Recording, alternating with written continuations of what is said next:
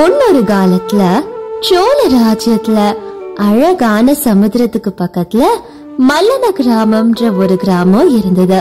அந்த கிராமத்துல இருந்த சின்ன குடிசையில நாகையா லலிதம்மான்ற தம்பதி இருந்தாங்க. நாகையா தினமும் காட்டுக்கு போய் கட்டைகள் வரகுகளை எடுத்துட்டு வந்து ராஜ்யத்துல வித்து அதுல வர வருமானத்துல 2 பேரும் வாழ்ந்துட்டு இருந்தாங்க.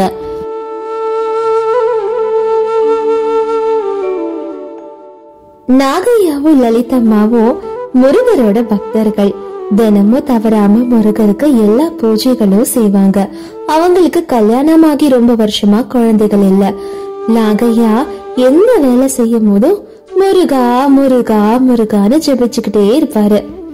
நாகையா லலிதம்மாவோட பக்திக்கு பரிசா முருகர் கடவுள் அவங்களுக்கு குழந்தை வரத்தை கொடுத்தாரு. அவங்களுக்கு ஒரு பையன் பிறக்கிற வரத்தை முருகர் கொடுத்தாரு. லலிதம்மாக்கு 9 மாதங்கள் கழிச்சு அழகான ஒரு ஆண் குழந்தை பிறந்தது. அந்த குழந்தைக்கு தண்டபாணின்ற பேரு வச்சாங்க 2 பேரும். அவங்களுக்கு வர வருமானத்துல தண்டபாணிய ரொம்ப செல்லமா பாத்துக்கிட்டாங்க. அவங்களுக்கு சாப்பிட இல்லைன்னா கூட தண்டபாணிக்கு சாப்பாடு கொடுத்துருவாங்க.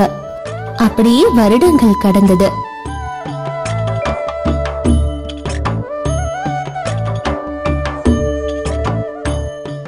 இப்ப தண்டபாணிக்கு 5 வயசாச்சு. ஓம் சுப்பிரமணியாய நமஹ. முருகா போற்றி, கந்தா போற்றி, வடிவேலா போற்றி, கார்த்திகேயா போற்றி. நாகையா தினமும் முருகா சுப்பிரமணியம் சுப்பிரமணியம் சொல்றத தண்டபாணி கவனிச்சுக்கிட்டே இருந்தான். அவனும் நாகையா மாதிரி சுப்பிரமணியம் முருகான்னுட்டு ஜபிக்க ஆரம்பிச்சான். ஓம் சுப்பிரமணியம், ஓம் சுப்பிரமணியம், ஓம் சுப்பிரமணியம் முருகா. அப்படியே நாட்கள் போச்சு.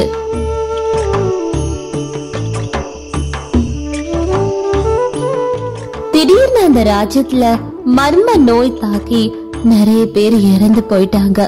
வைத்தியம் கை கொடுக்காம நிறைய பேர் இறந்து போயிட்டாங்க.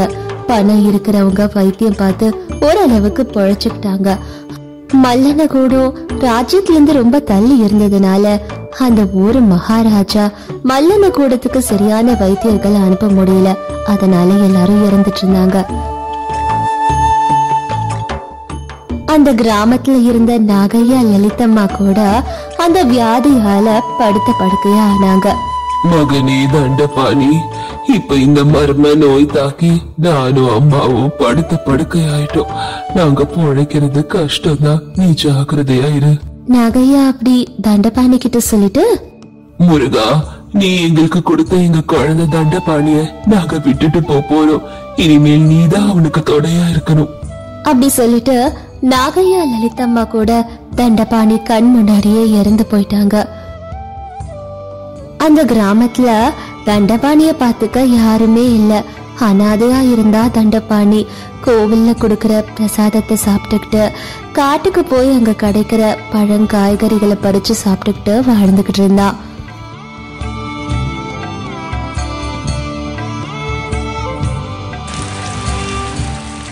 ஆனா தண்டபாணி தினமும் அவன் மனசுல அவன் அம்மா அப்பா அவன் கண் முன்னாடியே இறந்து போனதை நினைச்சுக்கிட்டே இருப்பான். அதை நினைச்சு கவலைப்படுவான். தண்டபாணிக்கு தெரியாமையே ஒரு மயில் அவனை எப்பயும் பின்தொடர்ந்துகிட்டே இருக்கும். அவன் எங்க போனாலும் அந்த மயில் அவன் பின்னாடியே போயிட்டு இருக்கும்.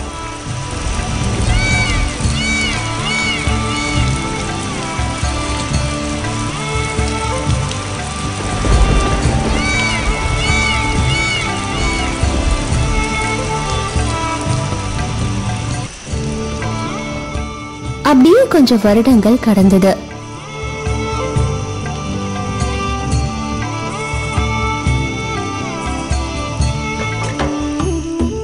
தண்டபாணி இப்ப வளர்ந்து பெரியவனா ஆனா. மல்லன கிராமம் ராஜ்யத்துல இருந்து ரொம்ப தள்ளி இருந்ததுனால யாருக்குமே அங்க சரியா வைத்தியம் பார்க்க முடியாம இருந்தது. இத நினைச்சு கவலைப்பட்ட தண்டபாணி நம்ம ஊர்ல இருக்க எல்லாரும் நல்லா இருக்கணும், நம்ம ஏதாவது பண்ணணும்னு நினைச்சான். அன்னில இருந்து தண்டபாணி திருட்டுத்தனம் பண்ணி நிறைய பேருக்கு இருந்த காசு பணத்தை கொள்ள அடிச்சு அதுல அவனை மாதிரியே அனாதையா கஷ்டப்படுறவங்களுக்கு உதவி செஞ்சுக்கிட்டு இருந்தான். அப்படியே நாட்கள் வருடங்கள் கடந்துகிட்டே இருந்தது.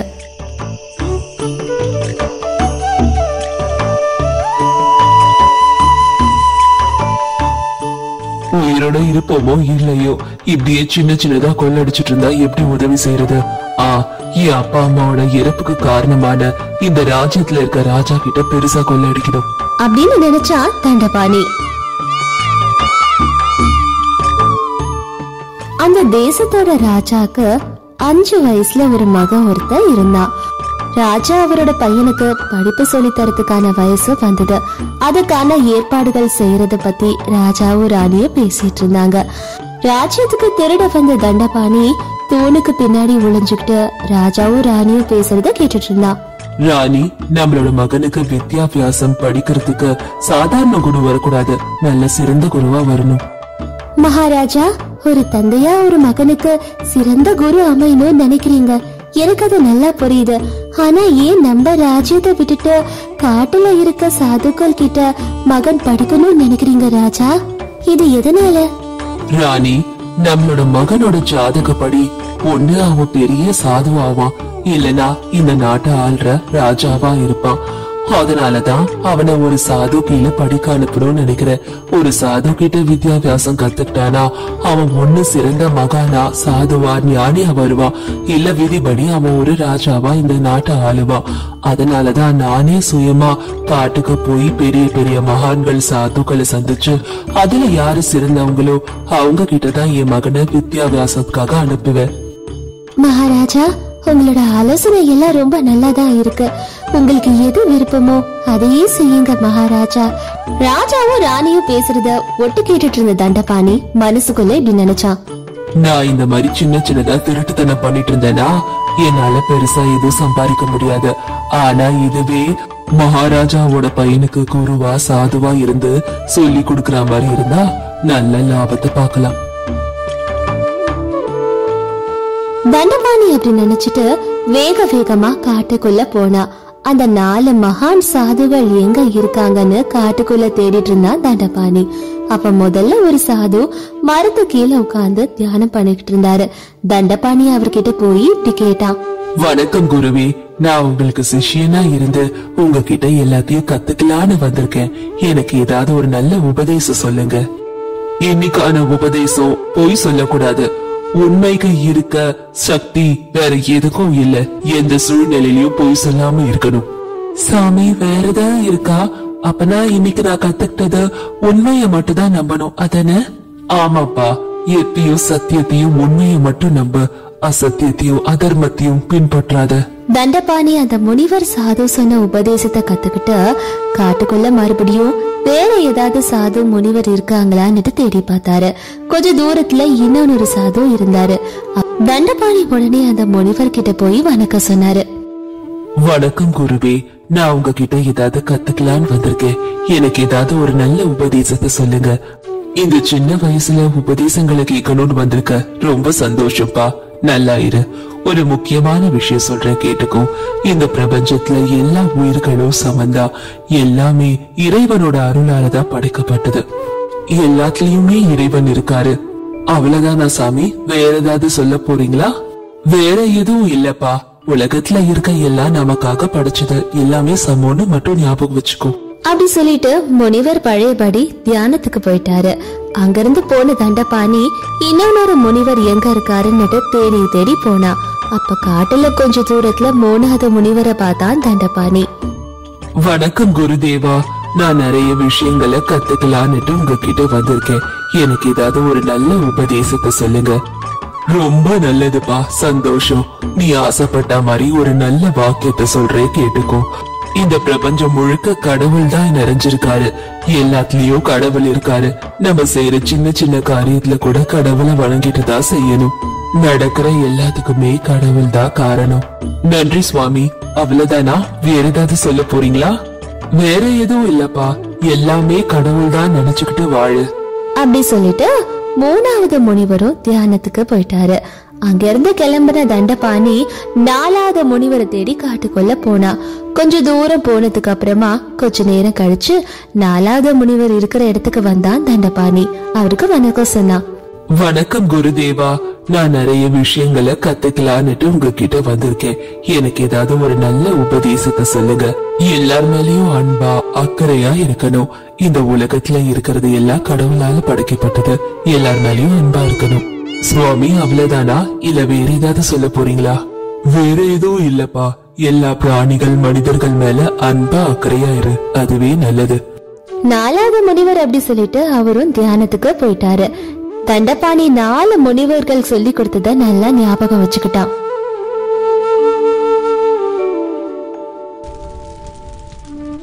அதுக்கப்புறமா தண்டபாணி சாது முனிவர் மாதிரி வேஷம் போட்டுக்கிட்டு ஒரு மரத்துக்கு கீழே உட்கார்ந்துகிட்டு இருந்தான். ராஜா வரத்துக்காக அவன் காத்துக்கிட்டு இருந்தான். நான் இங்க இருந்து எந்திரிக்கவே கூடாது. அதுக்கப்புறம் ராஜா வந்துட்டாருன்னா வேற ஒரு முனிவர் கிட்ட போயிடுவாரு.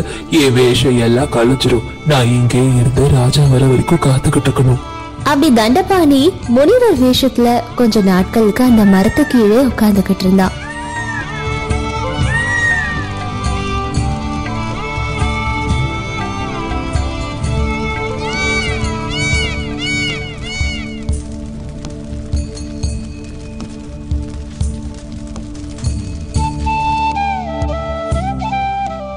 அப்படியே கொஞ்ச நாட்கள் போச்சு.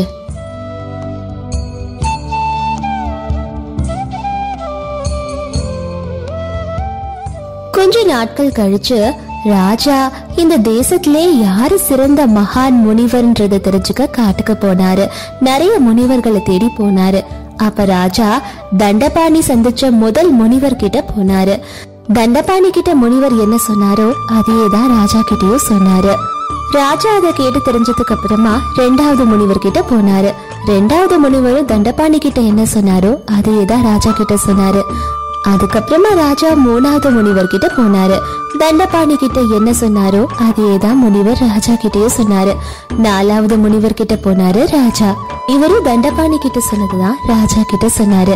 எல்லாத்தையும் கேட்டு தெரிஞ்சுக்கிட்ட ராஜா மறுபடியும் ராஜ்யத்தை நோக்கி பயணிச்சுக்கிட்டு இருந்தாரு.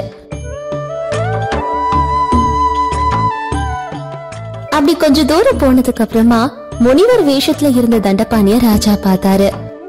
மந்திரியாரே, யாரு இந்த முனிவர்? காட்டுல வெறும் 4 முனிவர் தான் இருக்காங்கன்றத கேள்விப்பட்டோம். ஆனா இவரு புதுசா இருக்காரே.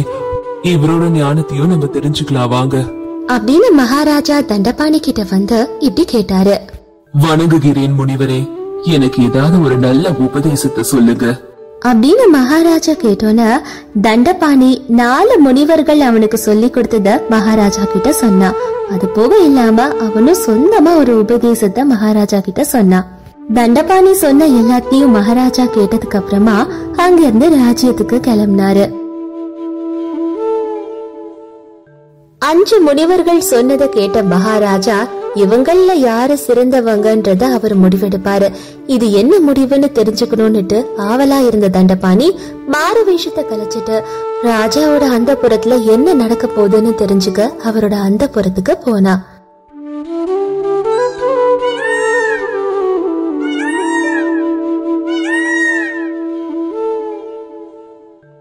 அப்ப ராஜா அவரோட அந்தப்புறத்துல மகாராணி கிட்ட இப்படி சொல்லிக்கிட்டு இருந்தாரு.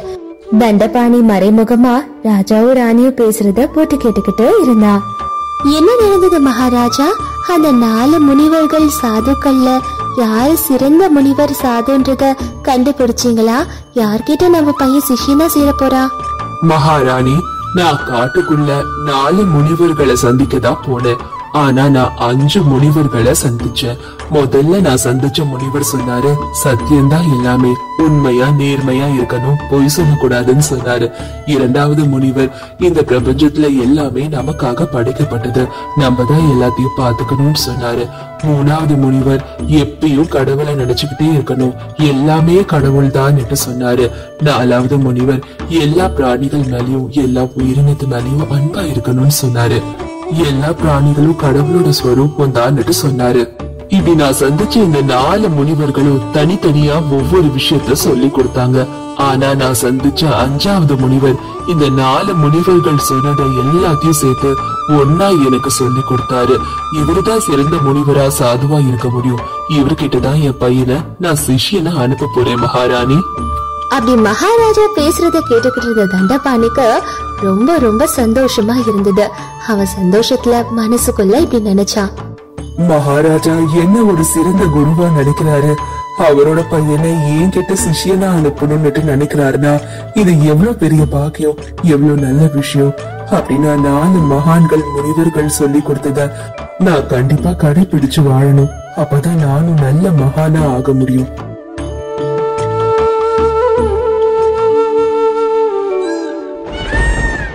அப்படின்னு நினைச்ச தண்டபாணி ராஜ்யத்துல இருந்து ரொம்ப தூரமா சமுத்திரம் இருக்கிற இடத்துக்கு நடந்து போய்கிட்டு இருந்தான்.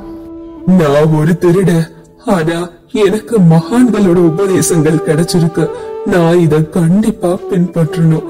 முதல்ல சொன்னவரு சத்தியம்தான் எல்லாம், உண்மைதான் எல்லான்னுட்டு சொன்னாரு. நான் உண்மையா நேர்மையா எல்லார்கிட்டயும் நடந்துக்கணும். இரண்டாவதா சொன்னவரு நம்மள மாதிரிதான் இந்த உலகத்துல இருக்க எல்லா உயிரினங்களும் எல்லா மனிதர்களும் எல்லாமே ஒண்ணுதான்னுட்டு சொன்னாரு. அத நான் ஒழுங்கா நடந்துக்கணும். மூணாவதா சொன்னவரு எல்லாமே கடவுள் தான்னுட்டு சொன்னாரு. எனக்கு எந்த மந்திரமும் தெரியாது. ஆனா சின்ன வயசுல என் அப்பா சொல்லி கொடுத்து சுப்பிரமணியா முருகா முருகான்ற மந்திரம் தான் தெரியும். அதையே நான் சொல்ல போறேன்.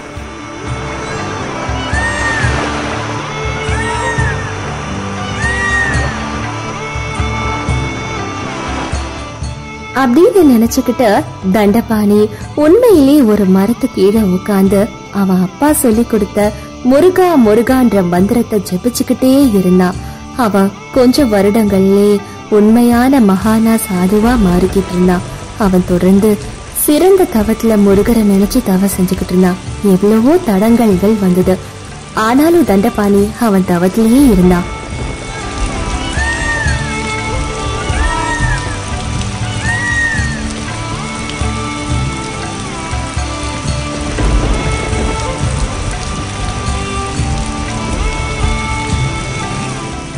அப்படி தண்டபாணி முருகரை நினைச்சு வருட கணக்கா தவத்துல இருந்தான். அப்ப முருகர் அவன் முன்னாடி காட்சி கொடுத்தாரு.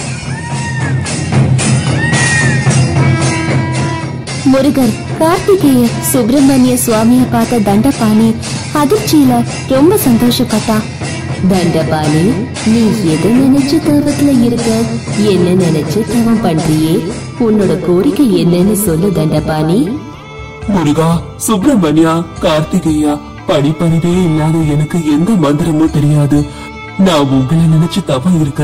ஏதாவது ஒரு மந்திரத்தை சொல்லுங்க முருகா. தண்டபாணி, இப்ப வரைக்கும் நீ எந்த மந்திரத்தை சொல்லி என்ன நினைச்சு தவம் செஞ்ச? முருகா, எனக்கு எந்த மந்திரமும் தெரியாது. நான் ஒரு திருட. ஆனா காட்டுக்குள்ள போகும்போது 4 முனிவர்கள் சொல்லி கொடுத்த உபதேசங்கள் எனக்கு ஞாபகம் இருக்கு. என் சின்ன வயசுல என் அப்பா சொல்லி கொடுத்த சுப்பிரமணியம் முருகா வடிவேல் அழகா கார்த்திகேயான்ற மந்திரம் ஞாபகம் இருக்கு. முருகா முருகான்னு சொல்லிதான் தவம் பண்ண. தண்டபாணி, உன்கிட்ட உண்மையா இருக்கணும் நேர்மையா இருக்கணும்னு சொன்ன முனிவர், எல்லா உயிரினங்களும் ஒண்ணுதான்னு சொன்ன முனிவர், எல்லார் மேலையும் அன்பா இருக்கணும்னு சொன்ன முனிவர், எல்லாமே கடவுள் தான் சொன்ன முனிவர், இவங்க 4 பேர் தலையும் என்கிட்ட வெட்டி கொண்டு வா. அப்ப உனக்கு மந்திர உபதேசம் சொல்றேன். சுவாமி அப்படி சொல்லிட்டு தண்டபாணி கையில ஒரு கத்திய வர வச்சாரு. தண்டபாணி அந்த கத்தியை எடுத்துக்கிட்டு காட்டுக்குள்ள போனா. அப்ப தண்டபாணி மனசுக்குள்ள இப்படி நினைச்சான், நான் இப்ப என்ன பண்ண போக்கிட்டு இருக்கேன்? உயிர்களுக்குள்ள போயிட்டு இருக்கேனா? இதுக்கு முன்னாடி நான் திருடனா இருந்தேன். இப்ப நான் தவம் பண்ண நேர்மையா இருக்கணும், எல்லார் மேலயும் அன்பா இருக்கணும், எல்லா உயிர்களையும் சமமா பாக்கணும்னு நினைச்சுதானே நான் தவம் பண்ணிக்கிட்டு இருந்தேன். இப்படி நான் பண்ண போறேனே, மகான்களை கொண்டு அதனால எனக்கு மந்திர உபதேசம் கிடைக்கணுமா? அது பெரிய பாவம். அப்படிப்பட்ட மந்திர உபதேசம் எனக்கு வேண்டாம். எல்லா உயிர்களையும் நான் மதிச்சு அவங்க மேல அன்பா இருக்கணும். மகான்களும் என்ன மாதிரி வேறுதான் அப்படின்னு நினைச்சிட்டு தண்டபாணி முருகர் கிட்டயே மறுபடியும் வந்துகிட்டு இருந்தான். எல்லாத்தையும் பாத்துக்கிட்டு இருந்தாரு முருகர். அப்ப சின்னதா ஒரு சிரிப்பு சிரிச்சாரு. தண்டபாணி முருகர் சுவாமி கிட்ட வந்து, முருகா, கந்தா, கார்த்திகேயா, 4 முனிவர்களோட தலையை வெட்டி நான் இங்க கொண்டு வந்து மந்திர உபதேசத்தை பெற்றுக்கணுமா? அது ரொம்ப தவறு முருகா. எல்லா உயிரையும் மதிக்கவும் எல்லார் மேலயும் அன்பா இருக்கதா நான் தவம் செஞ்சேன். உனக்கு வேணும்னா என்னோட தலையை நான் வெட்டி தரேன். எனக்கு மந்திர உபதேசத்தை சொல்லுங்க முருகா, சொல்லுங்க. தண்டபாணி முருகர் சுவாமி கிட்ட அப்படி சொல்லிட்டு அவனே அவனோட தலையை வெட்டுறதுக்காக கைய தூக்குனா. அவன் கையில இருந்து கத்திய தலைக்கிட்ட வைக்கும் போது அந்த கத்தி மாயமா மறைஞ்சிருச்சு. தண்டபாணி, உனக்குள்ள இந்த மாற்றம் வந்திருக்கா இல்லையான்னு தெரிஞ்சுக்கதா நான் உனக்கு இந்த சோதனைய வச்சேன். ஆனா நீ நல்லாவே மாறி இருக்க. இனி உனக்கு எந்த மந்திர உபதேசமும் தேவையில்லை. நான் இப்பவே உனக்கு முக்திய தரேன். அப்படி சொல்லிட்டு முருகர் கடவுள் தண்டபாணிய தனக்குள்ளே ஐக்கியமாக்கிட்டாரு.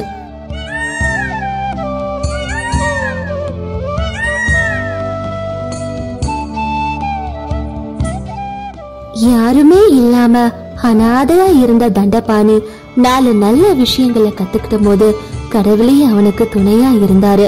தண்டபாணி கெட்டவனா இருந்து நல்லவனா மாறினா அப்படிப்பட்ட அவனுக்கே கடவுள் காட்சி கொடுத்தாரு. கடவுள்கிட்ட நம்ம நெருங்கணும்னா மந்திரங்கள் முக்கியம் இல்ல, நல்ல எண்ணங்களோடயோ நல்ல புத்தியோடயோ யாருக்கும் தீங்கு நினைக்காம இருந்தாலே போதும். கடவுள் கண்டிப்பா நம்மள ஆசீர்வாதம் பண்ணுவாரு. நல்ல விஷயங்களை கேட்டா மட்டும் போதாது, அத நம்மளோட வாழ்க்கையில நம்ம கடைபிடிக்கவும் செய்யணும். நமக்குள்ள நல்ல மாற்றம் ஏற்பட்டிருக்கிறத பிரபஞ்சத்துக்கு காட்டணும்ன்றது முக்கியம் இல்ல, நமக்குள்ள இருக்க ஆத்மாக்கு மட்டும் அது தெரிஞ்சா போதும். வெற்றிவேல் முருகனுக்கு அரோஹரா, ஞானவேல் முருகனுக்கு அரோஹரா. ஓம் சரவணபவ. ஓகே ஃப்ரெண்ட்ஸ், இந்த மாதிரி கதைகள் உங்களுக்கு கண்டிப்பா பிடிச்சிருக்கும்னு நினைக்கிறேன். அப்ப மறக்காம இந்த வீடியோக்கு லைக் பண்ணுங்க, அதே மாதிரி எங்க சேனலையும் சப்ஸ்கிரைப் பண்ணுங்க.